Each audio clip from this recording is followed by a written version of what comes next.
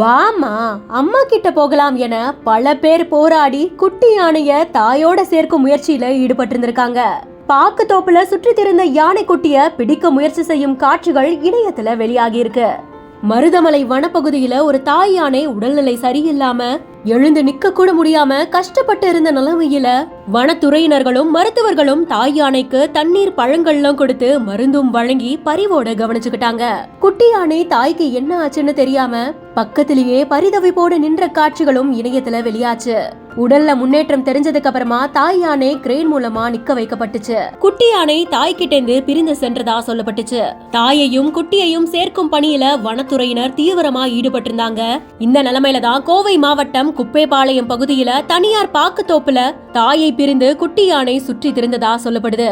அந்த குட்டி யானைய தாயோட சேர்க்கும் முயற்சியில தான் வனத்துறையினர் ஈடுபட்டு இருந்திருக்காங்க.